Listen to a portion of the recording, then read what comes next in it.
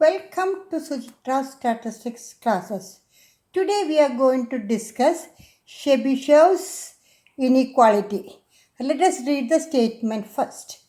If x is a random variable with e of x equal to mu and variance of x equal to sigma square x's, then for any t greater than 0, probability of mod x minus mu greater than or equal to t sigma less than or equal to 1 by t square, or p of mod x minus mu less than or equal to t sigma greater than or equal to 1 minus 1 by t square.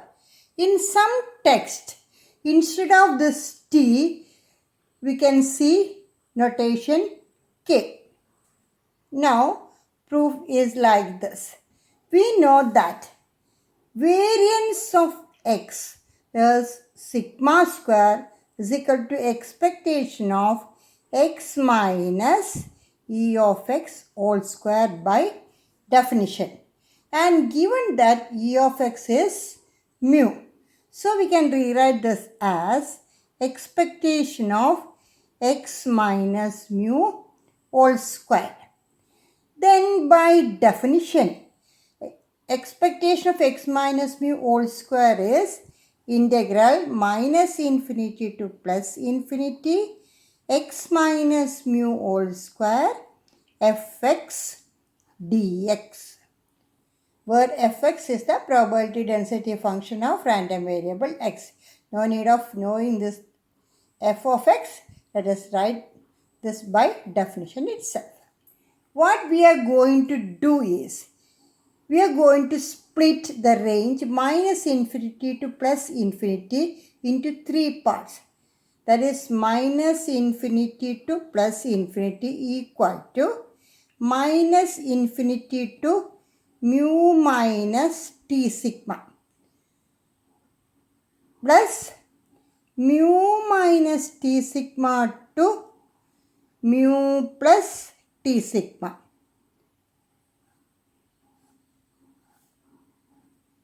plus mu plus t sigma to infinity. Therefore, sigma square is equal to integral minus infinity to mu minus t sigma x minus mu whole square fx dx plus integral mu minus t sigma to mu plus t sigma x minus mu whole square fx dx plus integral mu plus t sigma to infinity x minus mu whole square fx dx. So, if we are removing the central portion from this expansion, the RHS become less than sigma square, since we will get a positive value after integrating this function.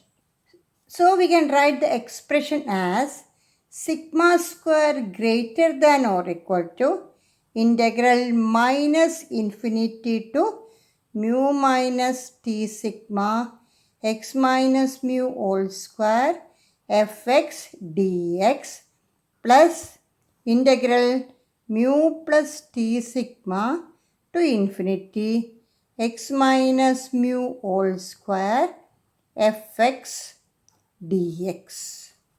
Now, let us think about x. X in this function and x in this function. In the first function, we know that x less than or equal to mu minus t sigma. Therefore, x minus mu, taking this mu into this side, less than or equal to minus k sigma.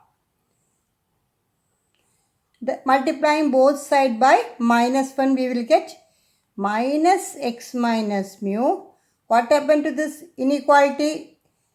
It will reverse greater than or equal to k sigma, and x minus mu whole square greater than or equal to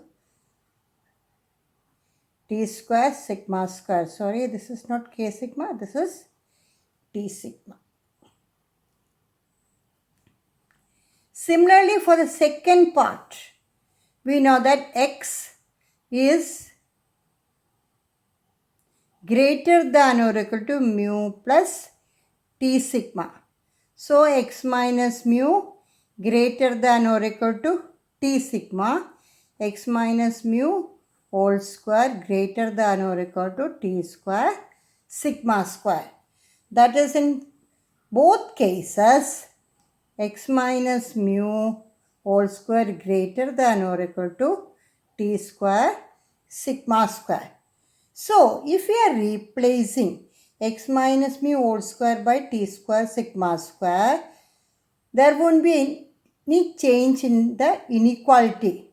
This one becomes again less. So, there is no change in the inequality. So, we can write this as sigma square greater than or equal to integral minus infinity to mu minus t sigma t square sigma square fx dx plus integral mu plus t sigma to infinity t square sigma square fx dx.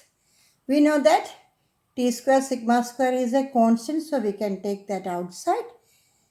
Greater than or equal to t square sigma square into integral minus infinity to mu minus t sigma fx dx plus integral mu plus t sigma to infinity fx dx.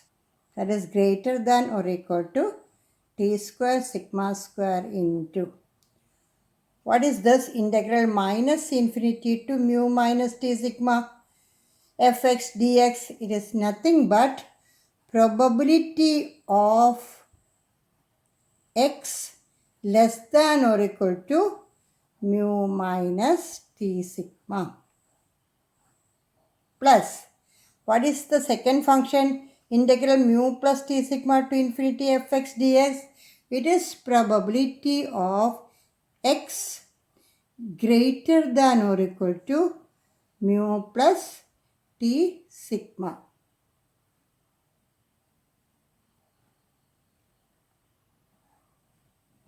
Then take this t square sigma square into the LHS. So we have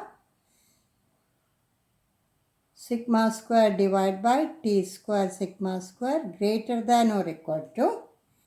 From this expression x less than or equal to mu minus t sigma, we know that x minus mu less than or equal to minus t sigma. And from this x greater than or equal to mu plus t sigma, we have x minus mu greater than or equal to t sigma. Let us rewrite this expression in this format. P of x minus mu less than or equal to minus t sigma plus P of x minus mu greater than or equal to t sigma. Combining these two, what we get? This t, sigma square and sigma square get cancelled. 1 by t square greater than or equal to P of mod x minus mu greater than or equal to t sigma. How we are getting this? If x less than or equal to minus a or x greater than or equal to a, we can rewrite this as mod x greater than or equal to a. In the similar format, in this format, we are rewriting this as P of x minus mu less than or equal to minus t sigma plus P of x minus mu greater than or equal to sigma t sigma as this one. Or we can insert one more step here, greater than or equal to P of x minus mu less than or equal to minus t sigma or x minus mu greater than or equal to t sigma. That becomes this one. Therefore, 1 by t square greater than or equal to P of mod x minus mu greater than or equal to t sigma. That is P of mod x minus mu greater than or equal to t sigma less than or equal to 1 by t square, or its complementary probability P of mod x minus mu less than or equal to t sigma greater than or equal to 1 minus 1 by t square. So, Chebyshev's inequality have two statements. First one is P of mod x minus mu greater than or equal to t sigma less than or equal to 1 by t square, which provides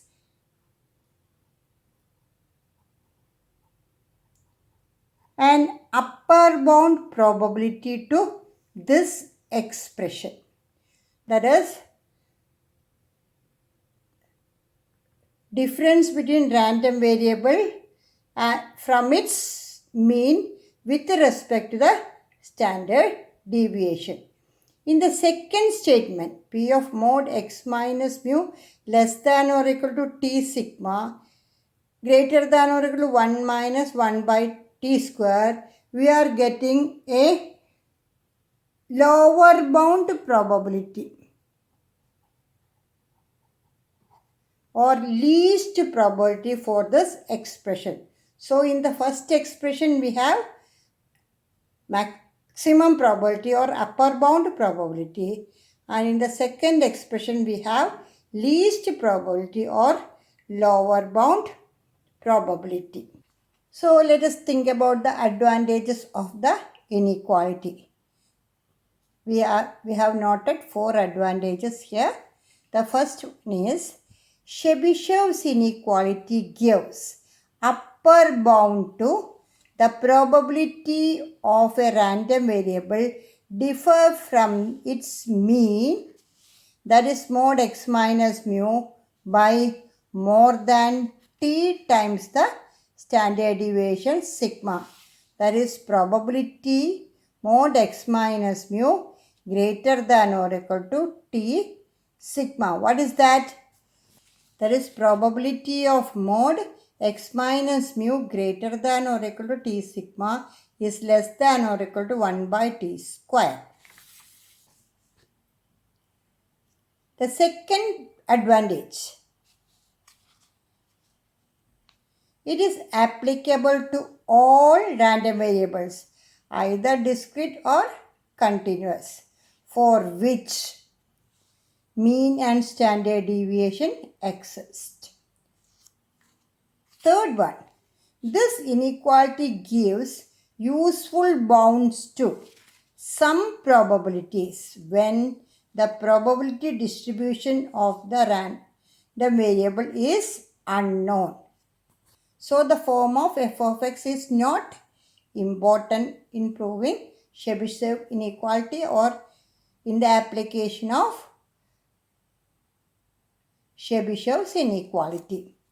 Then fourth one is this inequality justifies the importance given to standard deviation as a measure of dispersion.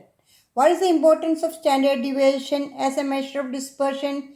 If standard deviation is small, the difference between random variable to its mean will be less. So that importance also used in constructing Chebyshev's inequality. Let us think about the disadvantages of the inequality. If t less than 1, the upper bound obtained will be more than 1.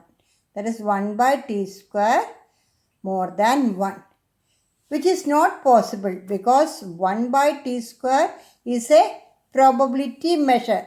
Probability measure cannot be greater than 1. So it is not possible. If t is greater than 1, in most cases the upper bound suggested by the inequality is much above the actual value. Then third one, this will give a useful result only when the distribution of the variable is not known. If the distribution of the variable is known, we can directly calculate probability, that is actual probability or true probability.